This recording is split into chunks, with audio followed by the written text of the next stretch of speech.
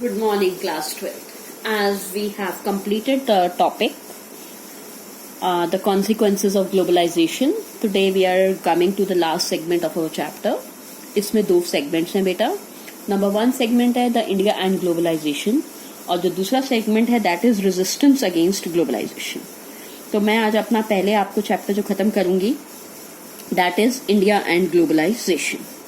जब हम India and globalisation की बात करते हैं तो हम कहते हैं globalization is not at all a new term.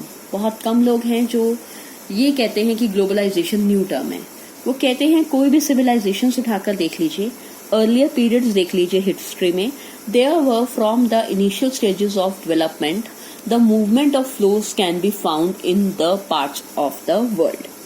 उस समय जो फ्लोज होते थे वर्ल्ड में, those were mostly related to the flow of commodities, the flow of capital, the flow of idea as well as people. आज भी यही है. इसमें फिर इंडिया अलग से कैसे हो सकता है? इंडिया शुरू से इस जगह पर लोकेटेड था जो सेंटर ऑफ अट्रैक्शन था for all the trading companies. अगर हम इंडिया की बात करते हैं तो many countries of the Europe came to India in order to trade with India, in order to establish their ports in India, in order or in search of raw material and for markets in India. Result ये हुआ कि Indian history में बहुत सारे examples हैं और उसके बाद हम ये कहते हैं कि in mid 18th century approximately 1757 में इंडिया को गुलाम भी बना लिया गया and India became a colony on the British. A maximum part of the India was under the rule of East India Company, which was a part of which came from Britain.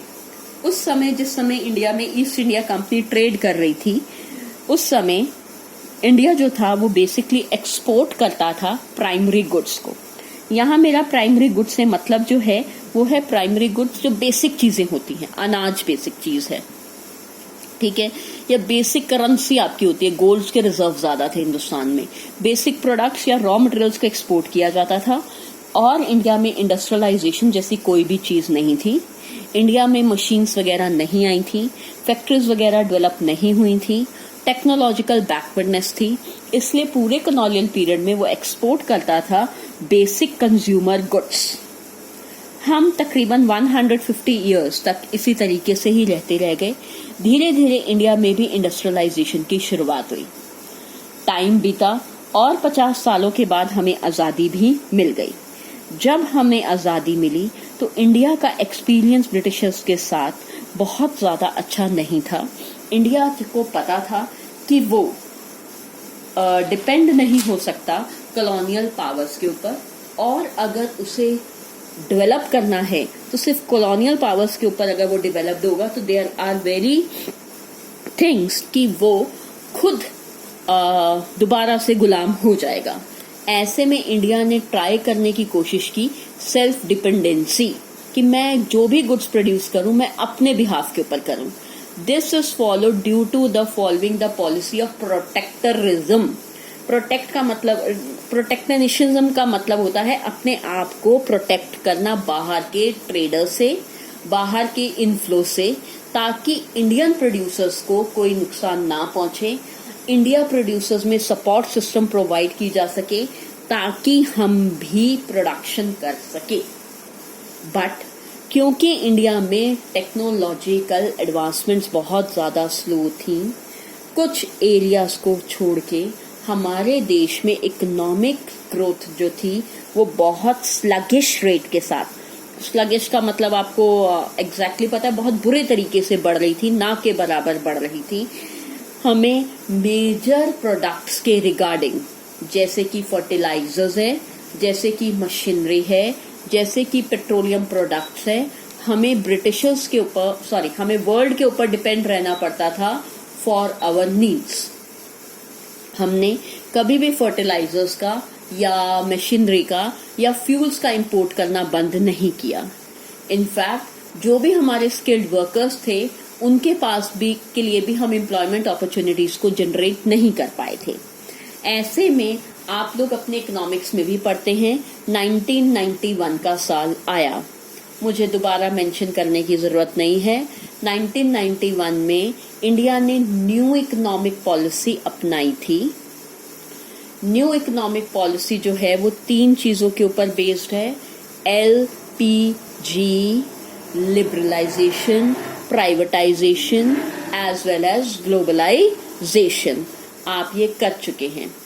Politically I here don't want to mention 1990 में Soviet union जो है वो disintegrate हो गया था और उस disintegrate के बाद शॉक थेरेपी के दौरान कैपिटलिज्म जो है वो पूरे वर्ल्ड को ओवर शैडो कर रहा था।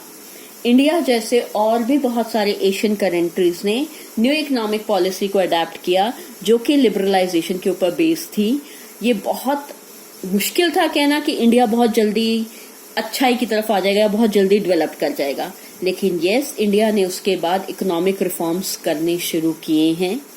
इंडिया आजकल बहुत सारी ट्रेड एक्टिविटीज में आगे बढ़ रहा है।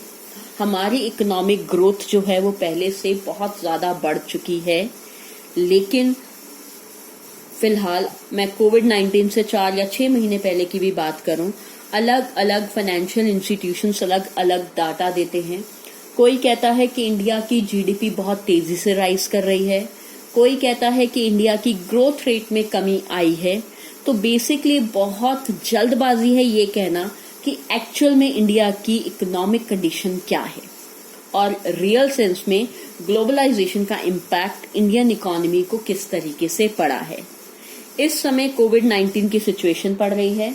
इंडियन इंडस्ट्रीज को फिर इनकरेज किया जा रहा है that you please boycott the foreign goods, utilize Indian industries. दूसरी तरफ हमारे पास इतनी ज्यादा इकोनॉमी बैकअप नहीं है। आगे आने वाले सालों के अंदर क्या होगा वो भी हम अभी तक यू कैन से फॉग है, हमें नहीं पता आगे क्या होने वाला है।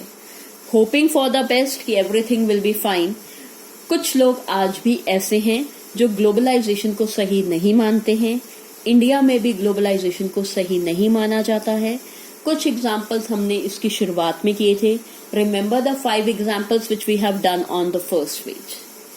फिलहाल नेक्स्ट वीडियो में मैं कवर करूंगी how the resistance was made against globalisation.